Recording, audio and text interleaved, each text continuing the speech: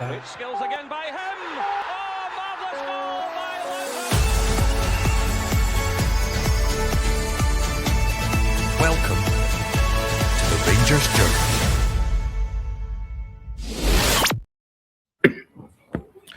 Good evening, ladies and gentlemen, and welcome to the Rangers Journal once again. This Tuesday, 19th of May. My name is Doug, and it is our usual post-season squad review, looking over the, and unfortunately, I have to say, for third, fourth year in a row, shower of losers that we've got in our squad right now. Are they all that? Are there some gems in there? Who should we keep? Who needs to go? Those are the kind of questions we're going to have a look at this evening, and I've got a great group of guys this evening to discuss it. First of all, joining me, I've got Ryan. How you doing, mate? Doing fine, pal. Doing fine. As the week gradually goes on, I start to feel more and more human after putting the proverbial out at the weekend. That's it. I think we're all recovering after a long season, and no more than most. We've got Mitch. How are you getting on, mate? Good, mate. I'm getting old, tired. This season's greyed the beard more than it was. I'm putting it down to this season and not aging. You know, that's where we're at now in life, Doug. But obviously, it's not had any impact on your magnificent beard. Well, I don't know. I just hide the grey behind the microphone. So. But thanks very much for joining us. We will be joined by Andrew in a little bit as well. He's running a little bit behind, so we shall say hello to him when he comes. So usual format. I've put together some slides with a couple of basic details. We'll kind of chat through some of the key players this season. And as I say, have a look at which players we think have been worthy or are worthy of being retained by Danny Röhl, who we know, unfortunately, Tam he wants Danny Röhl to go. Unfortunately for you, he has been confirmed as staying. We'll just quickly touch on that, Ryan. Regardless of thoughts of whether or not Danny Röhl should stay or go, I was pleased that the hierarchy came out very quickly and just put it to bed as to what was happening there. So there is no kind of speculation to rumble on as there has been in previous years. And I think that's something that Kavanagh has been pretty good at as a whole in his tenure. There's obviously mistakes people can talk about that have been made in terms of bringing people in. But one thing I think they have done well is they've communicated regularly, and not just on the official channels, but obviously he goes out and sees fans when he goes to matches as well. So they've been a lot more forward-facing than the previous regime were. Yeah, I don't think you would ever have seen Dougie Park or, you know, Dave King liked his face in front of the camera, mind you, but I don't think you'd have ever got Dougie Park in front of the camera speaking as openly as what Andrew Kavanagh been. Considering obviously comes from a pharmaceutical background and not necessarily get a lot of media training as far as what we know. I think he's pretty decent, speaks well in front of the camera. And the fact that he comes out now and speaks, I mean, Rangers don't necessarily have a large amount of shareholders that they need to keep up to date now. The club's obviously now private and not listed for public sale as far as shares are concerned. I think he's just kind of giving us our place as fans and obviously the people who put our hands in our pocket every single week for the clubs. So I certainly don't have any complaints about the level of communication that's going forward. Maybe just a wee bit of the transparency in some of the things, but I mean, all in all, it's certainly an improvement in the last regime. Absolutely, and we can welcome resplendent in orange. We've got Andrew there. How are you getting on, mate? Some would argue this isn't orange, but that's for another day. No, I'm not doing too bad. Apologies for my tardiness, gentlemen. It's okay. We're just touching on the communication from the hierarchy there, saying obviously there's a lot of fans split on Danny Röhl, but they came out very quickly and put to bed their backing of him, and I'm saying, like, you know, that's preventing rumours from rumbling on, gives a bit more certainty. And as I was saying there, I think one thing that this regime have gotten right is that they are in regular communication with the fans. Yeah, I do agree. I think I know it's very split, the support in regards to Danny Röhl at the minute. I think especially around, you know, there's a lot been said about mentality from Danny Röhl himself, that there isn't an issue, and then it is the biggest elephant in the room at the end of the season. Now, I think if they're going to keep him on, which they are, they've done it the right way. They've said straight from the outset, He's staying. We're going to help him build what he needs to build. Going to give him the correct tools. I think there will be substantial money spent this summer, because obviously there is going to have to be a clear out. I think James Tavernier leaving's very symbolic of the end of an era in more ways than one. So yeah, no, they've Andrew Kavanagh's gone about it the right way completely, I think. And Mitch, not only has he been in regular communication, but he's not been afraid to pick up on like the major issues and comment on them. He did it when obviously post Russell Martin and when he's talked about letting go of Thelwell and Stewart and that not being the right direction and taking ownership and making those changes. But then also, as Andrew mentioned, with Tavernier leaving and the whole debacle that happened with that, he touched on that. And not only, he kind of, for me, he showed his, he's obviously a very skilled man in talking in public, because he managed to kind of toe the line while also, giving little hints to certain things that did sort of, I think, betray what his thoughts were. So things like, he talked about, we love Tav. Tav's great. He's got the great history. We'll continue to work with him. But then he also put in that little line about, if you're asked to put on the jersey, you do. So, without necessarily, he tagged that line of he kind of hit a little bit of what everyone was thinking. So for those who sided with the club, for those who sided with Tav, for those who sided with the manager, he kind of satisfied everyone a little bit. I think do you know what I do think was important, especially in the Tav comment? And I'm not going to spend 3 hours drifting on a pod talking about Tav again, because I've done enough of that over the last 11 years. But I think what he did do was he drew a very clear line of public perception versus reality to the situation, where people have taken bits of what Tav said and bits of what Danny Rose said and put it together and made alphabetic spaghetti, probably is the best way to put it. And I think he drew a very clear line of, look, Tav was asked to play. Tav decided he didn't want the substitute role. That's it. What Danny Rose has said is, lo and behold, proven to be right. And Tav also admitted his part in that by saying, I didn't react the way that I should have done with the statement that he put out. Bit of a sideshow circus that we really didn't need, but it's happened. But I do think that Andrew Kavanagh in particular is a very good, strong public leadership figure. He's the sort of guy you'd imagine if you were in a room with him, he kind of commands the room when he's there. He's got a lot of presence about him, but he also isn't afraid to answer a question, which is something that we never had under the old ownership. He doesn't mind a challenging question, and he doesn't mind answering it as transparently as you can. Sometimes in the media, there's always going to be bits that you can't put out there. But I think that's one of the big things that I really like about Andrew Kavanagh is, I think if we were to grade the ownership's year one, turbulent is probably the politest way I can put it. But I think they've also learned a lot of harsh lessons along the way of who they should and who they shouldn't listen to in terms of getting advice. Yeah, absolutely. There's a lot of positives there, despite, as you say, a turbulent year. So we'll keep Kavanagh for now.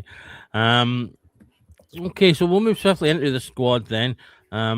So we'll start. We'll go through it in sections. So we'll start off with the goalkeepers through the defence into the midfields and forwards. We'll not necessarily hit on every single player, otherwise we'll be here for about 3 or 4 hours. So we'll go through and get some general thoughts on them. So bring up the first section for our goalkeepers, and let's get me unhidden as well. There we go. First section for goalkeeper. So just very quickly, I'll first go through the format that these slides are in so that folk know what they're looking at. So you've got a little card for each player. Most of them will have some blurb underneath just to kind of give a general description of how their season has gone, where there is space to do so. You've got your in your little card here, you've got a coloured stripe down the left-hand side to indicate their current contract status, which you can see along the top there. Blue for if their contract is running ongoing, red if their contract is coming to an end this summer, and orange if they are a loan player. Personal details. The RJR is the Rangers Journal rating. So that's their average rating over the year as done by Mitch. So great work for Mitch, who went through I think all but one game, or maybe 2 games. No.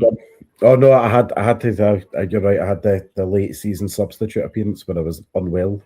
Yeah, so you were unwell once and couldn't bring yourself to do Hibs, which I think was a fair enough feeling at the time. So a shout out to Mitch there for all that good work. So the average rating based for the Rangers Journal is there, and then just as a comparator, they've got their FOT Mob average rating, if applicable, just down below.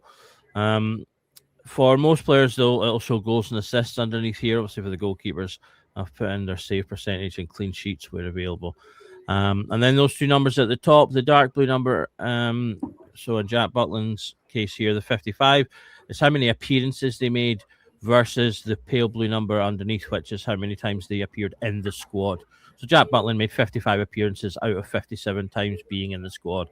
So a little idea of how ever present or not that the player has been. So, for example, Kelly in the squad pretty much constantly, but only made the 3 appearances. So that's the general layout. It's the same for all the slides. So without further ado, we'll kick off. Ryan, this is a goalkeeper's a slightly sneaky one because I don't think many people have thought too much about it, but we've got Jack Butland, who I think a lot of people are at the point of wanting to replace. But both backup goalkeepers are out of contract. We actually know already that Kieran Wright is leaving. So we'll wish him well for his future work. I don't think he ever actually made an appearance in his time with us. But he's been ever present for quite a while as deputy. So the first question I put you before we get to Butland, who will be the main topic of conversation, is: Do you expect us to re-sign Liam Kelly, and do you think that's the right move? Yeah, 100%. I imagine the Liam Kelly situation was decided pretty much today. So FIFA are going to pay Rangers a certain amount of money due to the fact that Liam Kelly has been called up to the Scotland squad for World Cup. I think probably Kelly, his agent and the club were all waiting to see if that became a reality. Obviously, the fact that Kelly hasn't played a lot of football this season would have cast a slight element of doubt if he was actually going to go to the World Cup this summer. But the fact that he's going to be going, I think it's something like $11,000 a day, something in the realms of that Rangers are going to get paid for doing that. I imagine Liam Kelly and his agent will be looking for a slice of that money to be factored into his contract. It'll probably just be another 1-year contract for him. And the fact that Rangers are going to get this money for him is probably going to result in Liam Kelly getting improved terms from the club. Had he not gone to the World Cup, then his contract probably looks slightly different there. So fully imagine him coming back to re-sign. And it's just a case of just waiting for the paperwork to go through on that there. And there'll be a minimum amount of money because obviously Scotland have got to go until the 24th of June, I think it is. If Scotland actually get further in the World Cup, which would be great to see, then the money will be better in there. But I do think there'll be an agreement in principle there. Absolutely, and I think that's a no-brainer. Really, fan of the club. He's been happy to be. I think the fact he can still get in the Scotland squad, despite the fact he's not playing, is a big bonus as well. So he doesn't feel the need to maybe go anywhere else. So I think that's an obvious one. Andrew, if we do move on to Jack Butland, as I say, there's I think a lot of split in among Rangers fans as to what to do with him. He doesn't have the footwork. I think that's widely accepted to sort of play the kind of more modern style of football that Danny Role and most major teams these days play. He is a decent shot stopper. However, he does have mistakes in him, as we saw in that last game. Where are you sitting with Jack Butland? How high a priority do you feel it is, given how much work there's to do, not just among the defence, but the squad in general? How high a priority do you think it is to bring in a new number one? Well, obviously, you look at last season when Butland was at his worst. I remember he threw one in the net at Old Trafford, and there was just a streak of just nothing going right for him. A lot was said about the birth of his newborn child, some sleepless nights, which you can understand, but also, which was kind of more quieter, was the fact that he had an operation. I think it was to sort a blood clot. So I think he might have come back a little bit too quick. So I thought, you know what, I'll give him the benefit of the doubt. He was an ex-England international. He knows football. He's good goalkeeper on his day. However, we've seen now in this latter part of the season, he was very good at the start of the season. He was probably our player. You were looking at that was probably going to end up being the player of the season because he didn't do too much wrong in the start of the season going through it. He saved quite a few penalties this year, which shows you the work that the trainers have been doing with him, because he never saved a career penalty until he came to Rangers, and now you kind of would put your money on him saving them. But you look over the last few games where we've conceded an absolute barrel load of goals. He's not blameless in them goals being conceded, sadly. He just seems to pick the ball out the net these days. Then you see that error against Falkirk, and the ball doesn't even take a bobble. It's a horrific one for him. He is very much a kind of seesaw keeper, and I think the reality is we do need somebody else, somebody that will fit Danny Röhl's system as well in regards to playing from the back. I think that's just something that you will see. And I think that's the problem as well. We've been greeted with so many amazing goalkeepers. Alan McGregor coming back for his second spell was almost as good as his first spell. We've had Stefan Klos, we've had, of course, the goalie himself, Andy Gorham, in the past. So I think this generation of Rangers fans have been just so blessed with goalkeepers that sometimes maybe that clouds our judgment a little bit. But no, don't get me wrong, it's not all Butland's fault. I think the defence in front of him makes him a bit shaky because he knows that there could be a bit of a shaky moment. But I think that also goes hand in hand. I think the defence think that, Butland's a bit shaky, and I think that puts them on tenterhooks a little bit. But yeah, I think it's time to move on. Butland could easily be a number one down at a championship club. I think he's still got a couple of years left in him, I think. But yeah, we do need a new goalkeeper, a new number one. Yeah, can't argue with any of that there. I've got a question here from Mark. Would we use Kelly to Hearts for a Lawrence Shankland deal? Two things about that. One, I just don't see us signing Lawrence Shankland. If we were going to do so, we'd have done so by now. And two, I don't think Hearts would be. I'm not sure how interested Hearts would be in Kelly in terms of. Well, I mean, for starters, we first will need to re-sign him, and why would we re-sign him to just immediately sell him? But I'm not sure if Hearts would be that interested in terms of that swinging the deal. Obviously, they've got a decent goalkeeper. They've got that boy, is it Fulton or Fuller, Scottish 29-year-old as their backup. So I don't know if that would really swing the needle in a deal like that, I'm afraid. You've also got Sander Clark to come back as well to them after his loan spell. That's true. That's a good point. I totally forgot about him. They do still have Craig Gordon, strictly speaking, as well. But Sander Clark is a better example. Boy McFarlane as well, Doug. The boy McFarlane, who's on loan at Alloa, has got right good pedigree as well. He's really highly thought of. So there we go. They're awash with goalkeepers. So I don't see that one happening, I'm afraid, Mark. Mitch, moving into the fullback territory. We'll not dwell on it, but obviously we've got James Tavernier there. His career, or his contract, I should say, is up with the club. You've got Dujon Sterling, who is still on an ongoing contract, and Max Aarons. I'll ask the easy question first. Yes or no, Max Aarons? No. No, that's fine. I think Max's loan spell was okay. That's probably the best way I can put it. It was functional. Done what we needed it to do. We needed a body. He's came in, chimed in a little bit, helped out. Thanks for your service, but you've not done enough for a contract. He did, as you can see, he scored one goal, and it was an important goal, if you recall, his last-minute winner. Was it a last-minute winner, or was it a draw? The fact I have to ask that question is sad. It was a winner, yeah. It was Livy. The Livy winner. Okay, so that was a good bit of a good thing for him. But yes, all in all, not a great one. So wish him well. Moving on. Mitch, the two main questions surrounding this. One is a bit broader than the right backs. I'll start with Dujon Sterling, though. Dujon Sterling is a great football player. He's obviously super versatile. He can play across the defence. He can play in midfield. He can play on the wings. Now, obviously, he's better in some positions than other, but that's a very useful player to have in a squad. But he's also obviously very injury prone.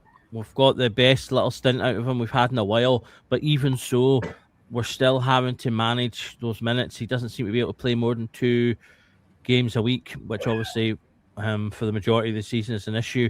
And when I sat and looked at it as well, part of that potentially also feeds into the whole Tavernier debacle, because managing, Tavernier was playing games early in the run up to the game where we had the big issue that he probably wouldn't have played if Dujon Sterling was fully fit, and so maybe then it makes it easier for Roll to throw him in at the end. So it's one of those things. So do you think, is it worth continuing to invest in Dujon Sterling and managing all these issues, or do we need to just draw a line under it and go, he's just not up to it, and bring in a replacement? I think there's a couple of issues with Sterling. You've got the physical aspect, obviously, when it comes to fitness and everything else. But I will say, since he returned, obviously, from the hose pipe injury, from was that against Hibs, he's not really missed that many games here or there, other than the physio team making the calls, obviously, in the artificial pitches and things like that, which is fine. It is what it is. But we've also had the off-field issues with Dijon this season as well. And I think, for me, would I be upset to see him go? Not massively. Would I be bothered if he stayed? Again, no, because he does offer that. I've always said his best position is the utility man across the back line. Get another right back, a proper right back in, and maybe get two more in, because, given the situation, and then have Duge as the guy that covers at right back, covers at centre back, can help out at left back. I don't really want to see him in the midfield, and I don't particularly want to see him in the wing, because he's not particularly great in the wing for my money. I don't like him out in the wing. But wouldn't mind if he stayed, wouldn't mind if he went, rather, use proper words there. Yeah. Brian, obviously the big discussion is replacing James Tavernier, and that not only encompasses bringing in a new fullback, and it would be silly to suggest that we're going to try and find another James Tavernier, because that's not good. You're not going to find someone that contributes in the same way as he has. So you're looking just to buy a player that obviously has the traits that you want for your fullback. So probably someone who's a bit stronger defensively, but can still contribute up front. But the wider conversation, given how much he contributes on the pitch, is we're going to need to find in other areas, someone who will replace his creative input in terms of creating chances. Someone that could take free kicks, someone that could take corners. As of this season, someone that could take long throw-ins. There's a lot to replace, and a lot of stuff that we'll need to look at when looking at replacing Tavernier, not just the right back position.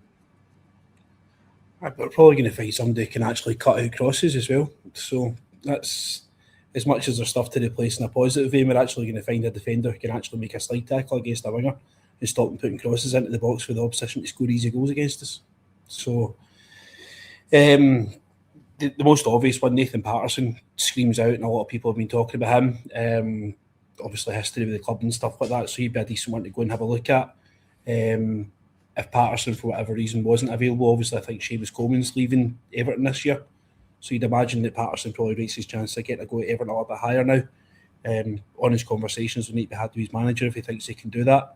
But Max Johnson as well, Alan Johnson's boy, who's out at Sturm, I think Sturm Graz he's at just now. There, is that another class? Keep it right, Mitch. I think he went to Derby. I'm 99%. Yes, I'm 99% sure he went down to Derby last summer. He did go to Derby, you're right. So, but again, just another decent one. Somebody's chipped in with Ross McCrory there.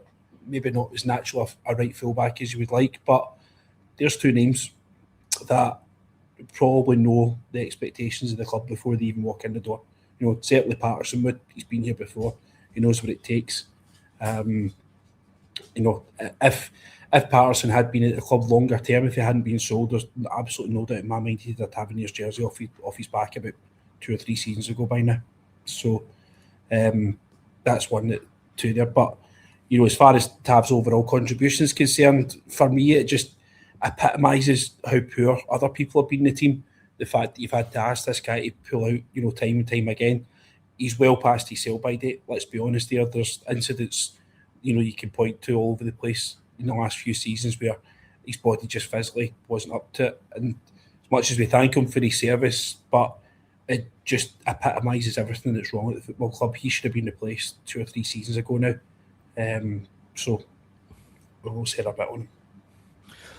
Yeah, I mean, I think you've hit the nail on the head there. The fact that we're having to bring up that, you know, we need to replace so many facets of the team as a hit on the recruitment, because, you know, we should be bringing in players that have been able to do these things in addition. But Ross McCrory, I think, is a good shout there. He's had a pretty decent career since he's left Rangers. Obviously spent time at Aberdeen and still at Bristol, I believe. So a good shout there.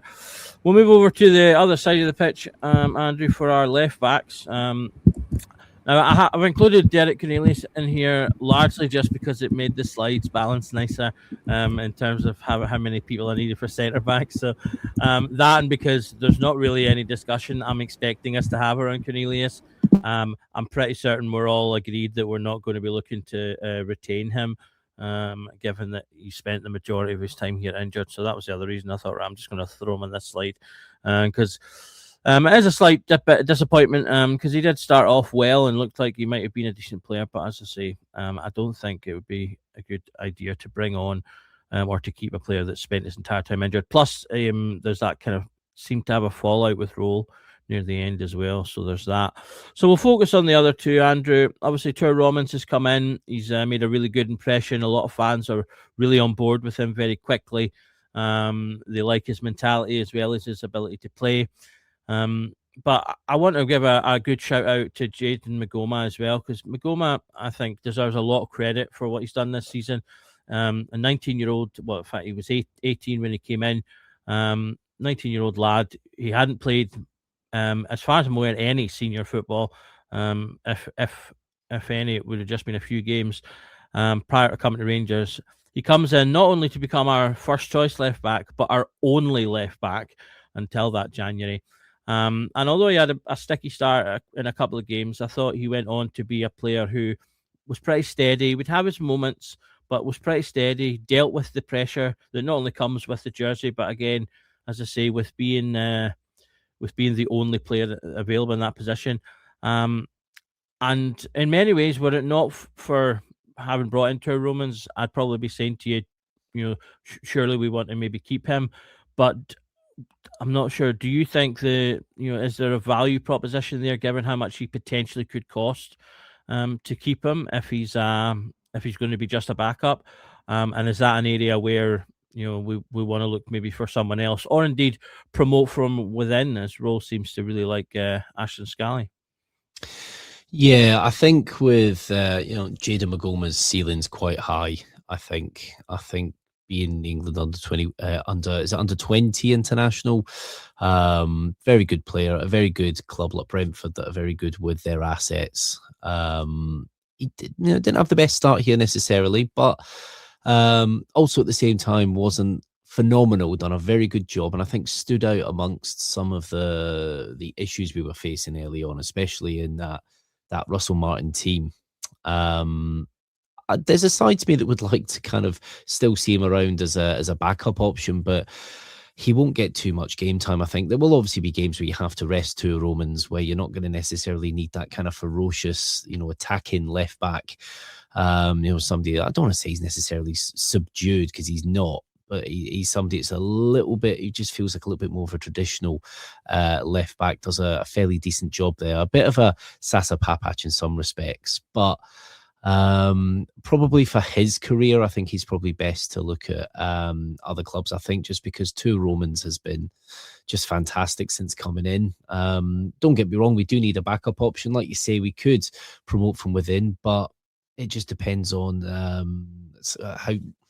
whether the manager sees Scally and where he sees him next season, because I think we will probably loan out quite a few of our youngsters, because I just think that, you look at what's happened with Finlay Curtis, and he's really managed to shine somewhere like Kilmarnock. So it's a difficult one. I think the problem is, I think also Brentford might want to see some money now for Jayden Magoma.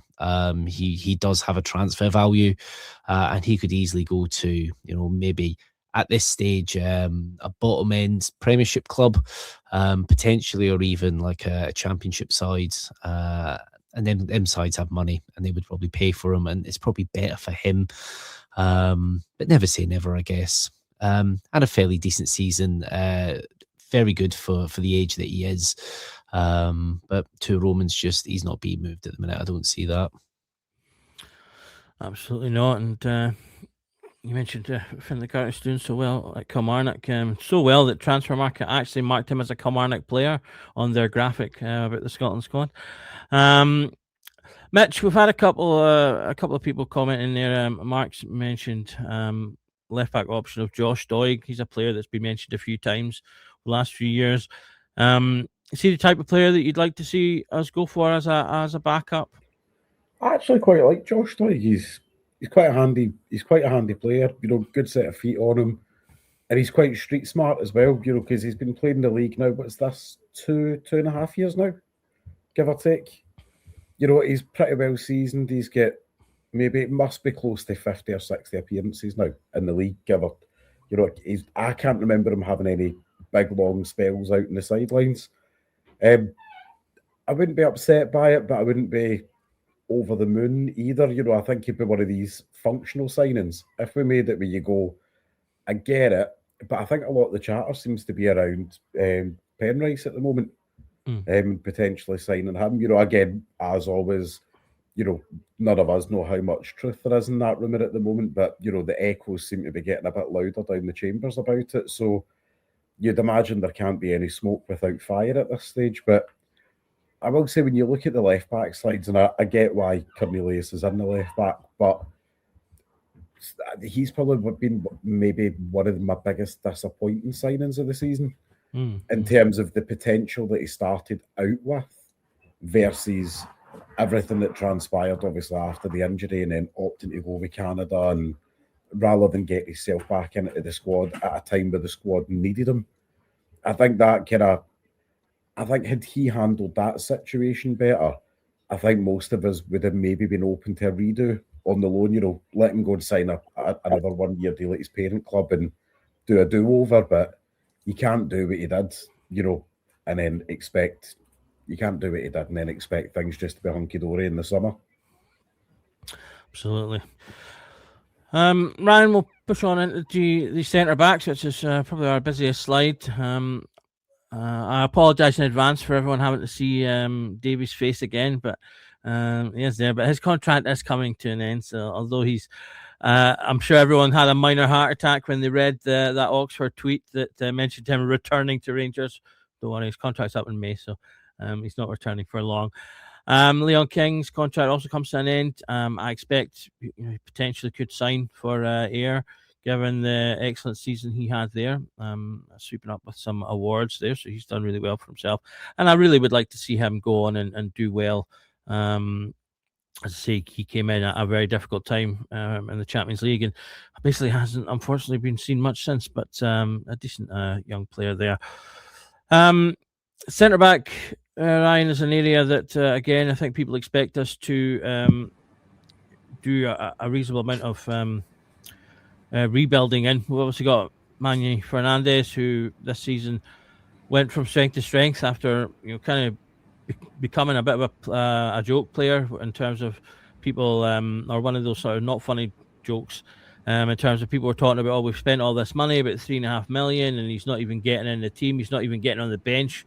But then once he did get into the team, he's kind of grown kind of strength to strength since then, and now most people see him as a solid player for the future, who we maybe need to get someone in beside him who has some experience and some nous and the ability to help him in that journey of development. At the same time, there's been obviously talk that there's teams interested in him as well, so it could go either way.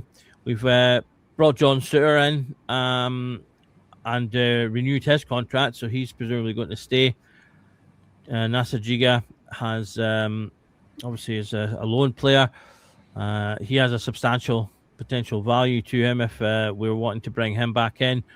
And then we've got Clinton Anseala, who's been away at Westerlo on loan. He will come back. They do have an option to buy, so there's a possibility that he gets purchased, but nothing specific there. Is there any particular player? I'll leave it open for you. Is there any particular player you'd like to sort of comment on amongst those? Anyone that you think, is the definite future? Should we have kept John Souttar? Do you want us to sign Giga? Who would you like to touch on? Doug, to be honest with you, they're all weak as piss. Let's be honest. They've all got so many mistakes in them. They've all had their moments of, no. There's nobody in there that I would be glad to stay at the club. I think if they were all to go, fine.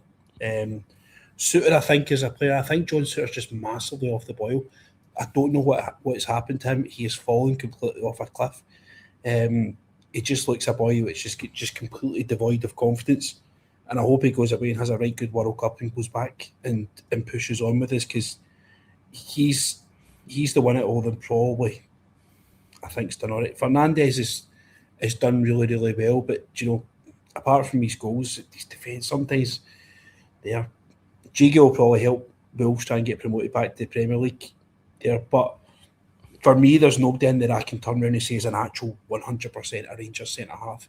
I don't see a Goff in there. I don't see a Butcher in there. I don't see a Davy Weir. I don't see a Queller or a Boomsong or anything. I don't see somebody in who I actually 100% trust to look after our goalkeeper and look after and marshal our defence. So if Fernandes is rumoured to be worth a lot of money and there's clubs all over Europe looking at him, cash in, get the money in, because as quickly as his value can go up, as quickly as his value can go back down. We need to learn the lessons of guys like Morelos and Kent and stuff like that and sell these guys when their stock's high. We've done well with Bassey. Let's repeat the process and start again. Yep, Andrew Ryan makes a good point there in terms of one of the plus points to the interest in Fernandes is that he's been rated in the sort of 20+ million bracket. Obviously, while he's still a young player and definitely has a lot to develop, it's that potential that clubs are willing to spend on. And obviously for the big clubs, even 20 million is, to them, that's a 1 million punt for us, 20 million for the big clubs. So could that be a good strategy? Cash in on Fernandes while the iron's hot and use that money then to get like 4 or 5 million pound defenders that we can count on a bit more. Maybe, yeah. I think it's a difficult one, because I think if you are offered £20 million for someone like Emmanuel Fernandes, you're not really going to turn it down.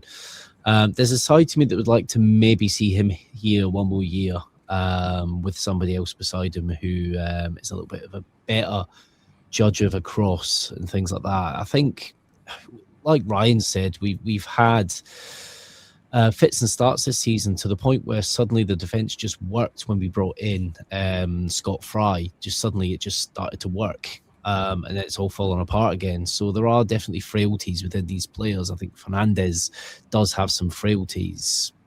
Can he get better? Potentially. Football clubs look at all the potential now rather than, if that's a ready-made player or not, for their kind of player trading models. But there's a side to it. I would probably like to see Fernandes for another year. I think with somebody more solid, somebody a bit more experienced next to him. And I think that would be a good balance. But again, if you're offered 20 million in the summer, you take it. Absolutely. I think Terry's come in the comments here to trigger me. When was the last time Tav had assists, never mind goals? He's our second top scorer this season. And he was our top scorer until the last day of the season when Chermiti got his hat-trick. I think he's third most for assists now. That's the only thing he does bring. He's gone. You need to let go, mate. He's not gone yet. His contract is gone out till June. Right. We'll get you counselling. Don't worry. He's gone. Just start playing Bye Bye Baby on loop at the back of the life-size cardboard cutout, Doug. It's fine. We'll get Ross Johnson to start a Just Giving page for you. Don't worry, mate. Mitch, wow. I know he's one of your favourite players, so I'll bring this question in now. Mays has suggested Finlay Curtis. I misread that. I thought he said he was a good enough right back right now. We'll come back to Finlay Curtis when we get to his area of the pitch. Nasser Giga, Mitch, what's your thoughts on him and whether or not he's someone that we should pursue? I like Giga, and I think he's had a very young player season where he's had really big high points and some big low points, and I think he really struggled under Russell Martin. Obviously, we all had how shall we say, Brugesegate is the best way we can put it, and I think he really struggled after that. I don't know if Russell Martin tried to kind of force him into that fake it till you make it moment where you go, shake the yips out the system when just about all of us could see the boy was drowning at sea, and he was all at 6s and 7s and needed saved by a manager, but we've also seen him, towards the back half of the season become very accomplished, quite calm at the back, but it does have a mistake in him as well. I think if the rumours that Wolves are looking at 8 to 10 million basically trying to recoup what they've spent on him, there's no danger that, I wouldn't pay that for him, and it's nothing against him. I've not seen enough to justify an outlay like that. But equally, Wolves have been relegated now, obviously, at the Championship. And the defence that they've got at the moment, it's quite feasible to say that quite a lot of that will probably be sold. There's shirts up for grabs down there for him in the Championship. And I think he's more than good enough at that level, considering he's had 2 full seasons of experience behind him. The player that I do want to touch on, though, is Enciala. I think he's had it's been a weird season, is the best way I can put it. He was bombed out by Russell Martin for whatever reason, despite being pretty assured at the back half of last season when he came in. He went off to Westerlo, not Westeros, so he's obviously not ready to go to fight dragons or anything like that.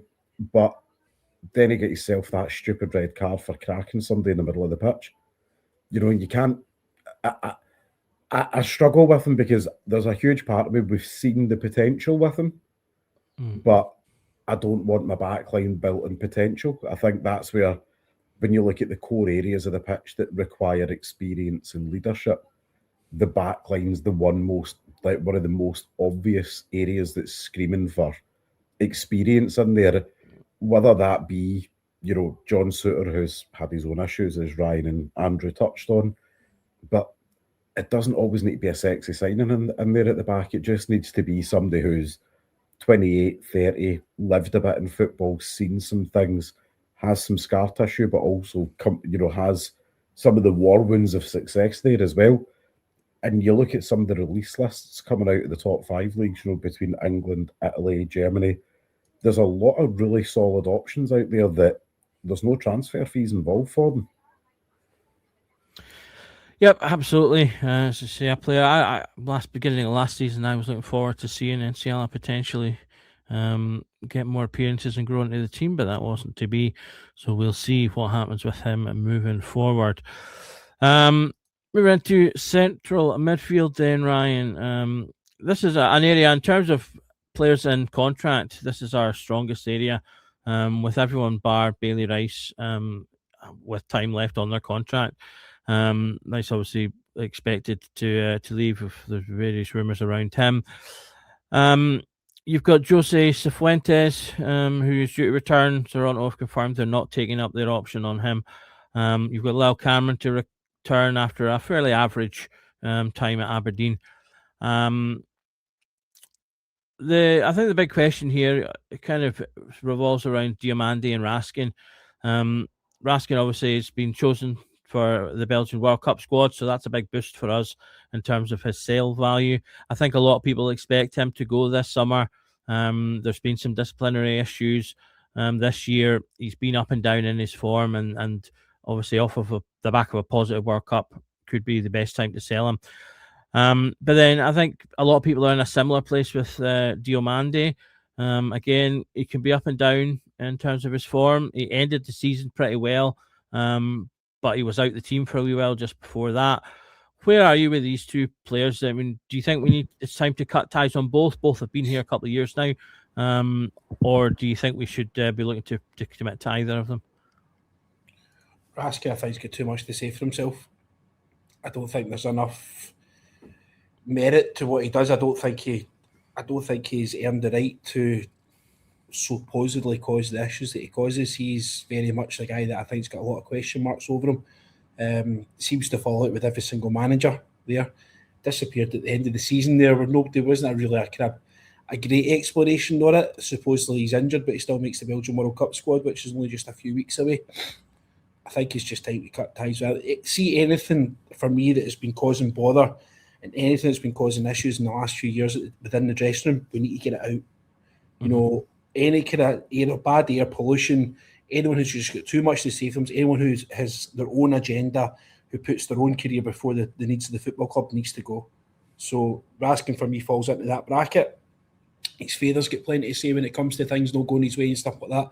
For me, as a Rangers player, you need to do your talking in the park. You see, obviously, what happened to Cantwell a couple of years ago as well, when he's putting too much on his social media and he get his arse filled back down the road to Lancashire. So there'll be money for Raskin, and again, it's just part of the kind of money for the bigger rebuild. I think he needs to go. Diamande, I like Deal.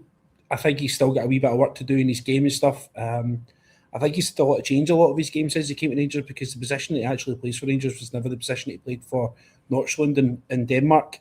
So I think he's probably a guy that, if you were to ask me with looking at the kind of names here, he's probably one. I think we can't put. Let's be honest, you can't change everybody. You can't sell everyone. You're not going to sell everybody, and you can't. So he's one for me that I think I'd be quite happy to stay. But the thing is, there was a comment there that is that these guys are all too similar. They are all too similar. You know, there's nothing in there that there's no guy that just sticks out to say, look, there's no Gascoigne, there's no Laudrup. There's nobody within there that I would say is a goal scoring midfielder. You know, there's within that, you look at the stats there, it tells you that. I'm expecting a half decent midfielder to get you about 10 goals a season. From the middle of the park, you know, late runs into the box. Somebody like Scott Arfield, who used to score a fair amount of goals for us. Yeah. And there's nobody in that would actually in there that's actually say is the kind of person that can dictate a game as well. You know, like Steve Davies later on in his career would dictate pace. He would always be able to take the ball and be able to find his way out of corners and stuff. A calming influence within the team, and somebody would actually lead by example when he was on the ball. There's nobody really within that. Conor Barron might turn into that player, but at this moment in time, there's not enough. Yeah, some good points made there. And Andrew, moving on to Conor Barron and Todd Chikwani. Obviously, Chikwani came in the January. Again, he's kind of been a little bit hot and cold. He started off reasonably well. He's been really good at recoveries, recovering the ball, and helping us with turnovers. Conor Barron's very popular amongst the fan base. He's that kind of young Scottish, tenacious player that I think becomes popular very quickly a lot of the time. And people were calling for him to be back in the team near the end of the season. I expect both of them to stay. Would you agree with that? And do you think they both have a part to play moving forward? I do, and I agree that both do. Chikwani has been a little colder in the last few games, especially in the split, but has been fairly good and fairly comfortable. I think he's probably the only slight question mark over the January transfer window, which, to be fair, we did recruit much better in that January transfer window than we did, obviously, the previous window. Conor Barron's fantastic. He can be like a bulldog at times in that midfield. It's just a shame he had been injured. I think obviously that's affected any sort of chance at the World Cup, which is a shame. But yeah, I do believe that those two they are useful, and I think we will utilise them. I do believe. Absolutely. Okay, I was gonna touch on Cameron, but we're running close to the end of time. Although these pods always run over, but we'll push on nonetheless. Mitch, attacking mids, two main players in that area of the pitch, which is Tello Asgard and Nadim Bajrami, who I know you're a fan of. Bajrami, again, when he's come in, has looked decent, but he just very rarely gets the opportunity to come in, and I kind of feel like he's probably a top candidate for being sold, because I think he still has value. I expect places like Italy to be interested in him. So I kind of feel like he's probably a nailed-on player to be moved on. So the question for me really sits with Tello Asgard. Do you think he has enough? Has he shown enough for you this season to be kept? because I think he does have attributes. He's got the eight goals and 5 assists. It's not a bad start. He stepped up obviously from lower leagues in England up into the playing for us, which is a step up and does take some adjustment to. And he has shown that he's good on a dead ball, so he could be a potential, obviously, replacement in terms of free kicks. Has he shown enough for you to be kept on, or do you think he could be one that's moved for money? Because as an international, he obviously holds some value. I think Asgard's one of these boys that he started coming into a decent game maybe in the last kind of 2.5 months of the season, where he started to finally look more comfortable in the shirt. He's finally understood the weight and the responsibility that comes with it. I think there was maybe some points, and I've defended him over the course of the season as well, when he was under Russell Martin, and Russell Martin basically sapped every bit of confidence and individuality out of his game, because he is that player that when you watch him, how he's played before coming here, he's a really good player just in a bit of space, and let him kind of lurk in the space and be dangerous with the ball at his feet. And I think one of the big things that's also hindered him is I think he's also not been given one nailed-on position in the team. He's played in the middle, he's played at the back, he's played in the 10, he's played out in the right. Give him one, maybe two positions where you say, you will be the 10, or you will play out on the right. Stick to those positions and let him kind of build up that momentum. I think, echoing your points on Baj, I think he's been a cracking servant. I don't know whatever's went on behind the scenes, why he's not had a look in the team, but, and I've made the case, again, throughout the season we've desperately lacked creativity at times, and we've desperately lacked a natural player out in the right.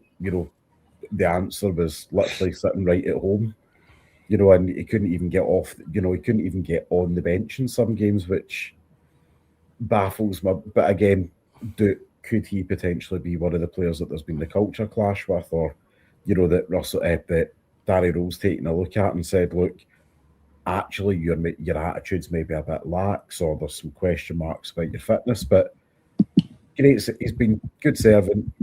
I don't think any of us will be particularly shocked when we see him move on in summer.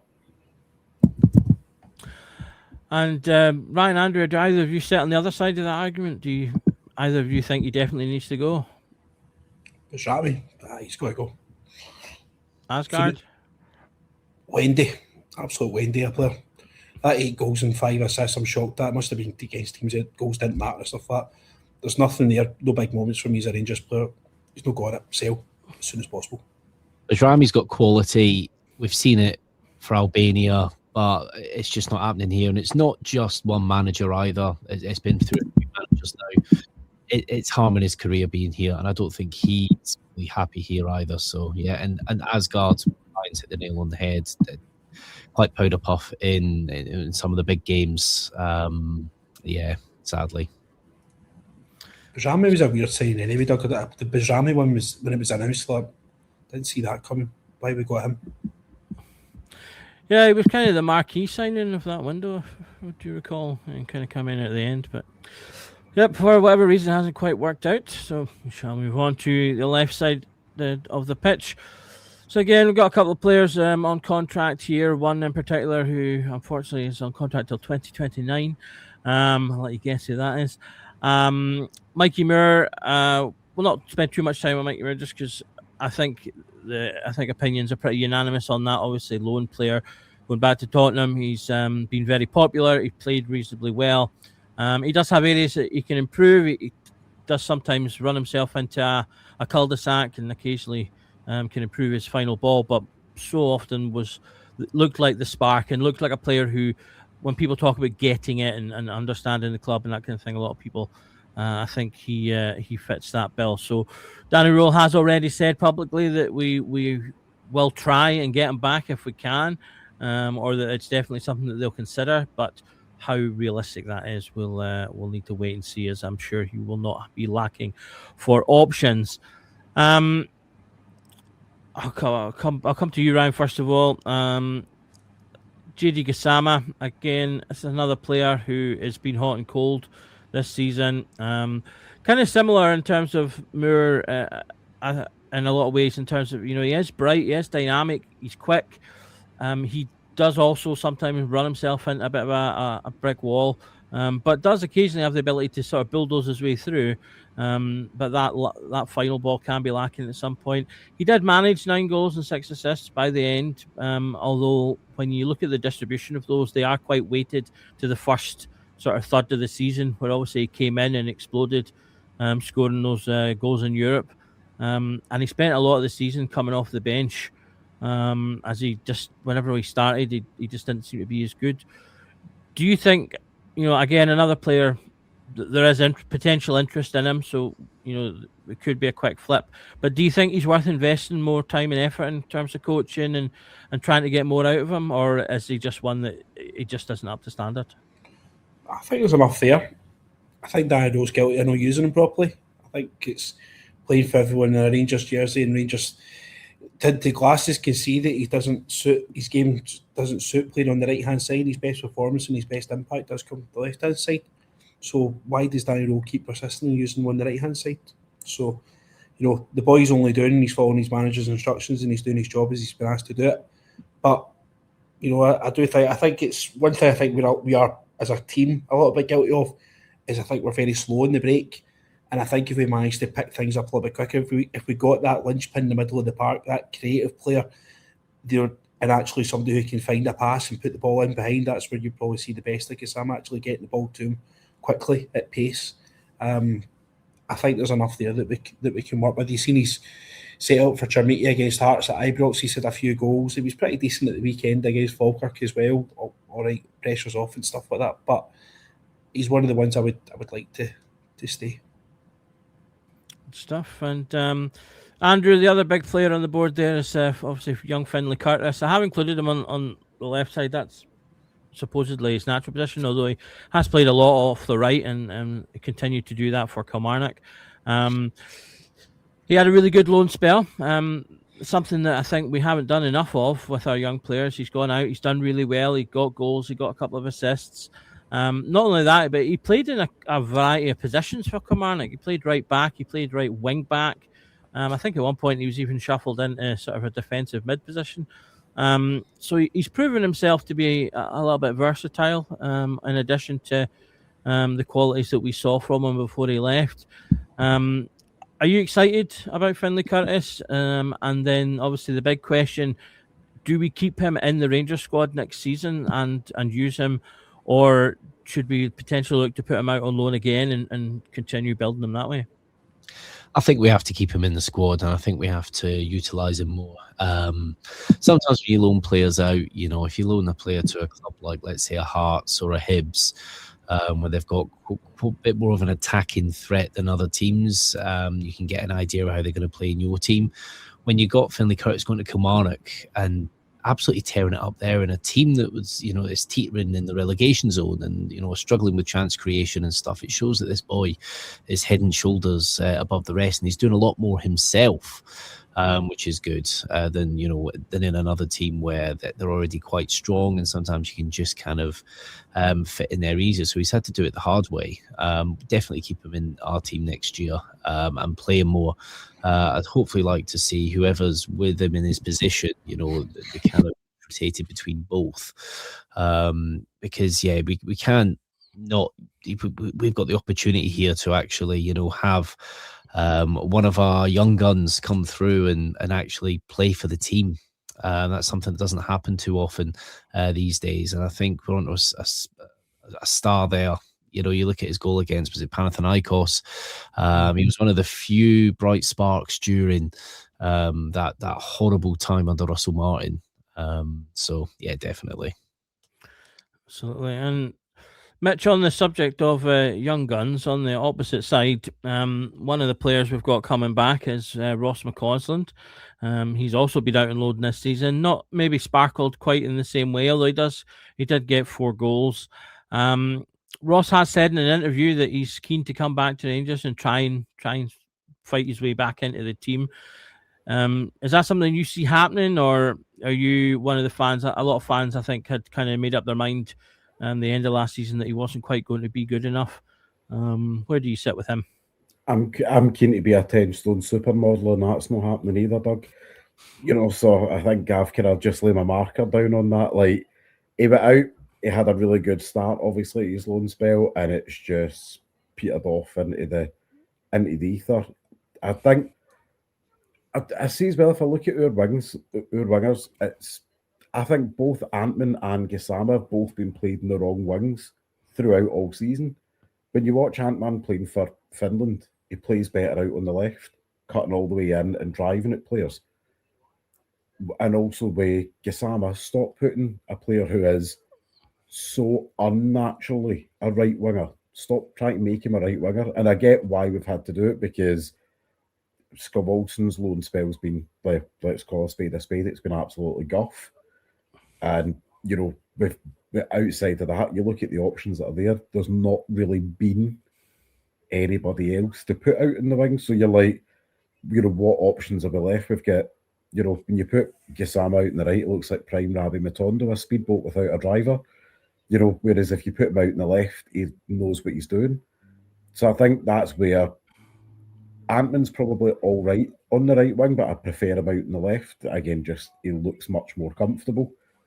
So I mean, in McCausland, nice enough boy, and I get his heart bleeds blue and everything else, but I mean, if we need a diversity hire for the season to sit on the bench for Europe, okay, fine, he can tick a box for that, but again, the time's come for him. He's about 22, 23 now. Yeah. He needs to be going playing first team football and be a starter somewhere. And quite frankly, and again, not to be rude or dismissive of the boy, he's not good enough to be a starter for us. And that's where that kind of ruthlessness needs to come in. Absolutely. I don't think there's any discussion really around Scott Wilson. He's been poor, and I don't think anyone will disagree when I say we probably aren't going to nor want to follow up on that option, especially given the price that it is.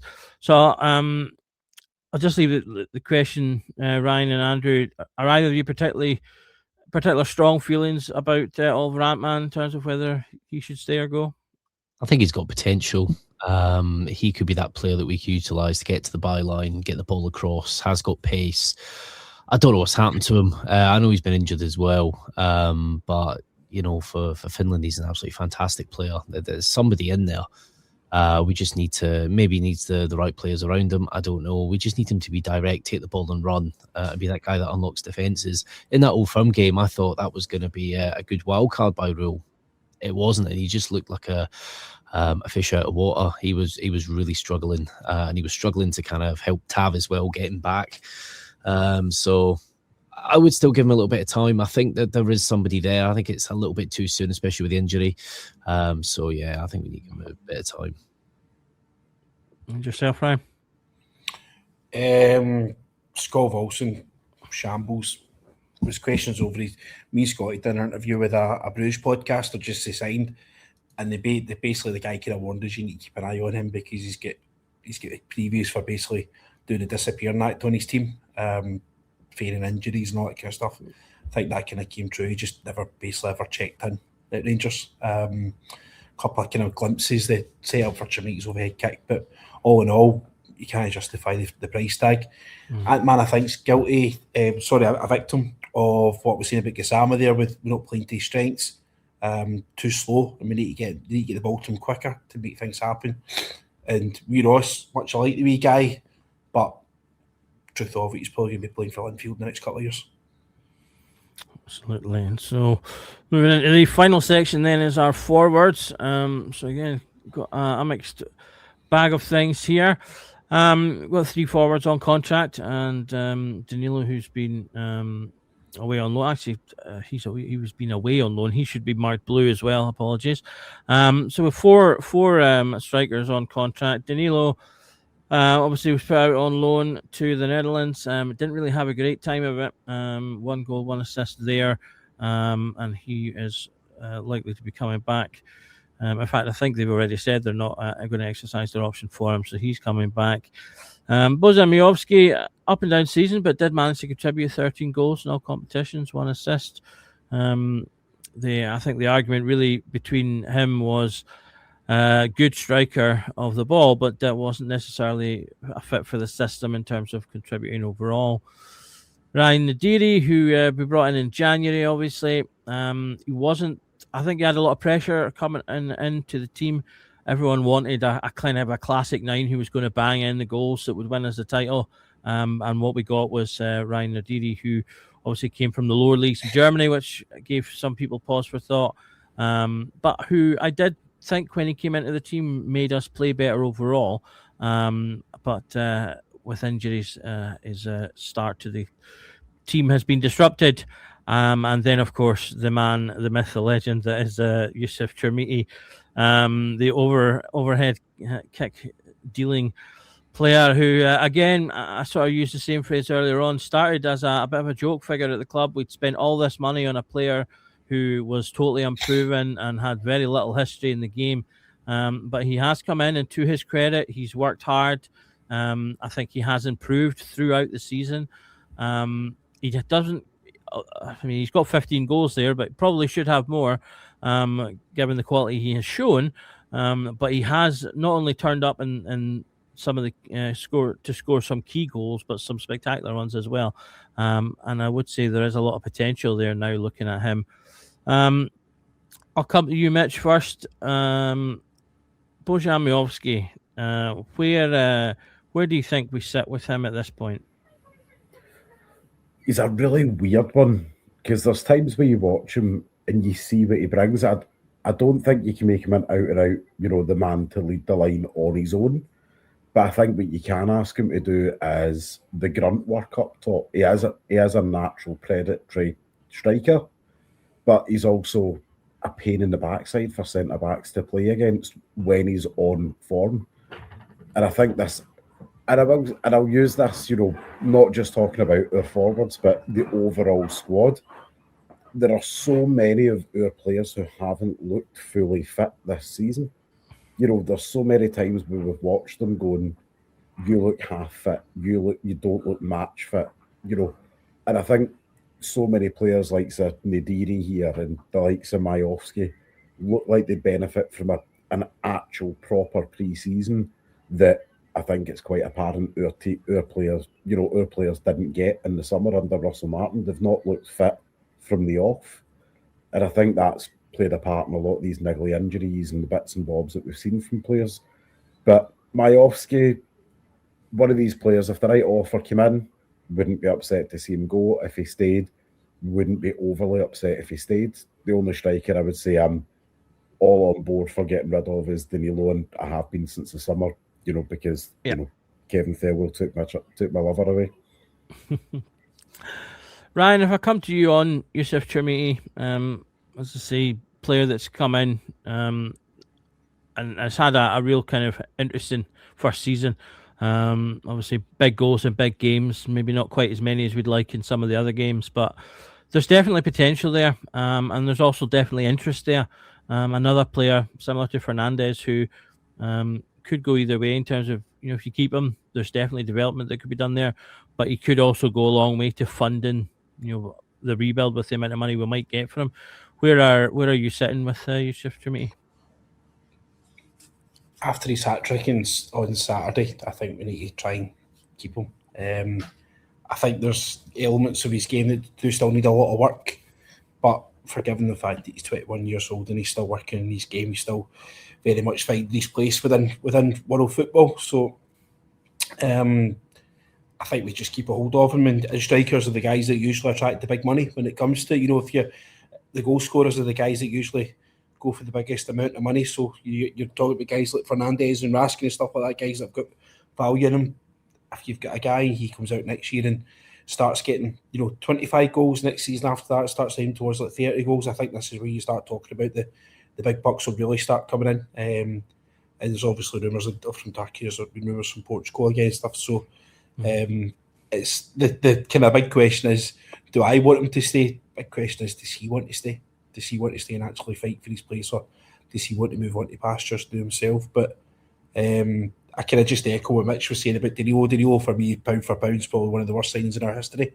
A £6 million transfer fee with, I think it's about £7 million wage contract that he gets handed when he first walked in the door. you're talking £13 million here. And yes, he's had his injuries and stuff like that, but when you go back and look at it, value for money, we have to do everything we possibly can to get his wage gone in the summer. We've managed to get Taverniers away. If we can get Danilo's away, that's 2 big wages that we've got to play with in the summer that we can potentially attract a right, one potential superstar or 2 or 3 really good first team players. Absolutely, it's something we've not sort of touched on a lot. And it's the wage adjustments that's moving on. Some of these players could make. Andrew, finally, if I come to yourself on the Deary, as I say, came in the January, a lot of pressure on him, I think, to score goals when he's maybe not perhaps that kind of all-out striker that, as I say, I think the fans really wanted us to buy at that point. But we did push the boat out. We obviously originally agreed to bring him in the summer, but then pushed the boat out to bring him in the January. How do you think he's fared? All accounting for obviously the fact he's had a few injuries, and so he's not really got a full run at things thus far. Fairly good. Obviously still fairly young. He's one of these people in the box that just isn't stopping. He's running around here, there and everywhere, which is what you need. You need to be keeping defenders on their toes. That's something he really does seem to be doing. He's pacey. He's not scared to take a shot. And again, we've only seen him in fleeting glimpses due to his injury, sadly. He's got a future here. That's why we paid the fee for him. We got to get him down. We got to win this title. I think Mitch, you're using clubs instead of fingers for your keyboard, are you? No, but Radiri, the Deary, 100%. We do need to keep him. Good stuff. So that brings us to the end of the group there. So just as a kind of a roundup, to finish us off, I'll go around each of you, starting with yourself, Mitch. And if you can give me the number one player that you want us to keep, and the number one player that you want us to get rid of. And I'm going to caveat that slightly by saying, don't pick the obvious options like Danilo or Cortez. Pick maybe someone that's maybe a bit more part of the team, but you want rid of nonetheless.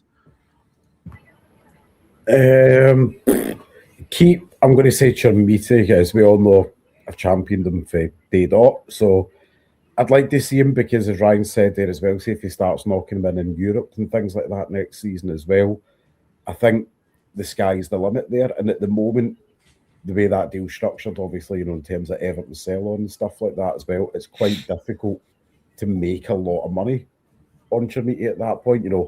Maybe talking 7 million tops, obviously, with the sell-on and everything else that comes with it. So keep him, see if we can push it up. And there's also a good chance he breaks into the Portuguese national team next year after a lot of retirements after the World Cup and stuff as well. In terms of sell, I'm going to say probably Butland.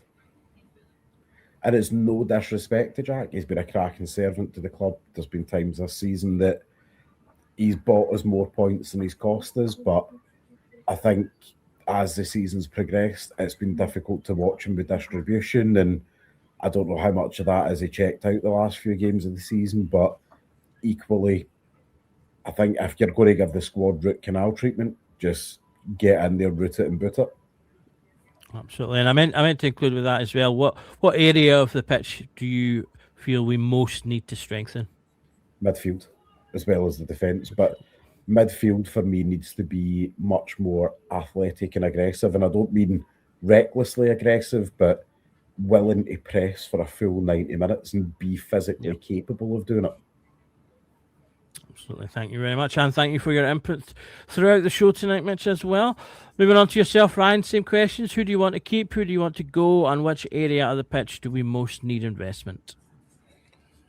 Basically, the part we need a goalkeeper we can trust, because I think there's a lot of trust left the goalkeeping side of things.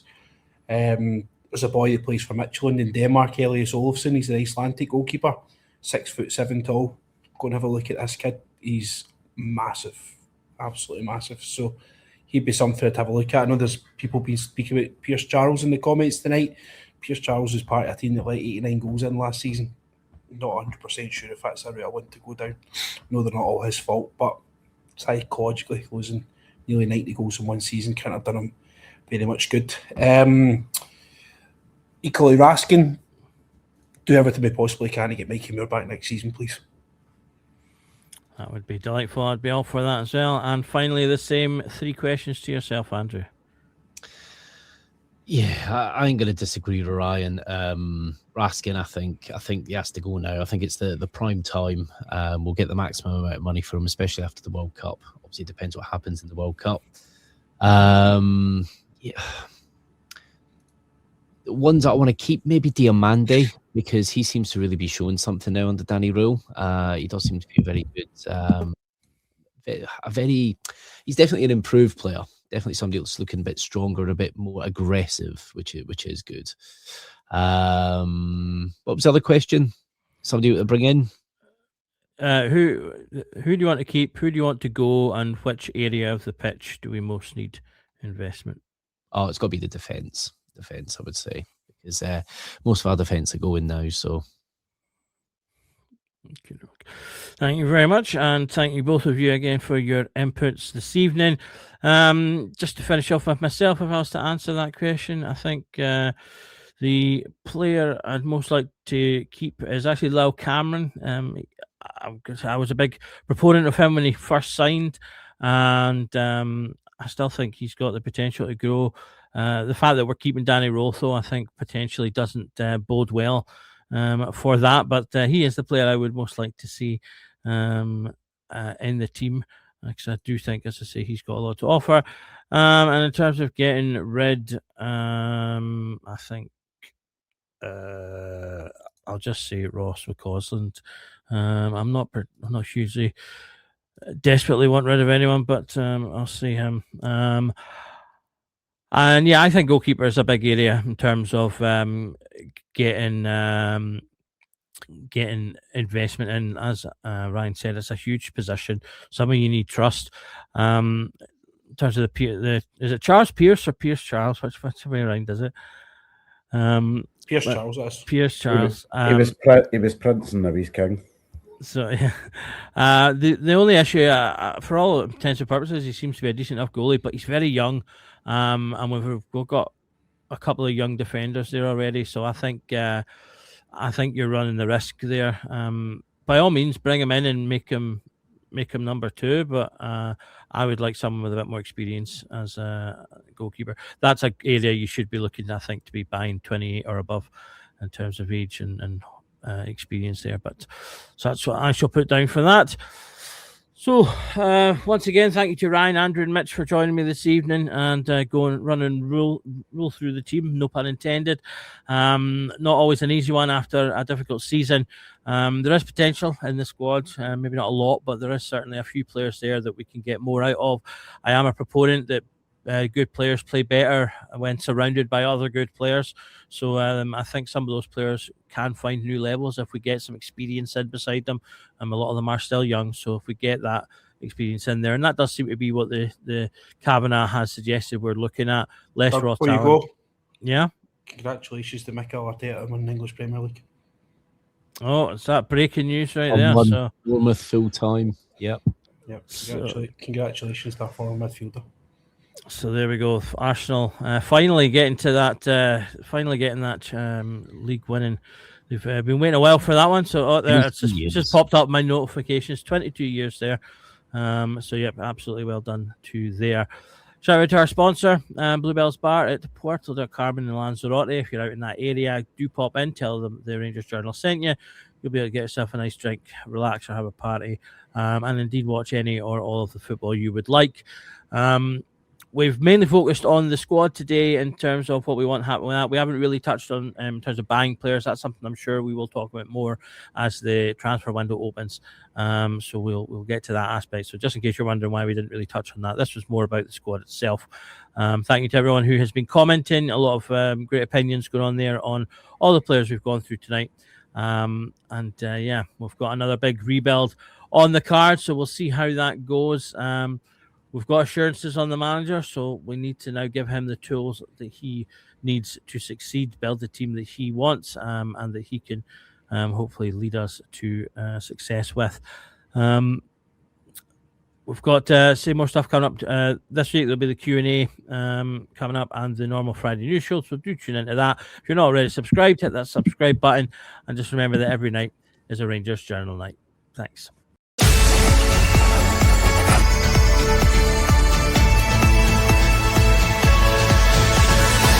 Every night is the Rangers Journal night.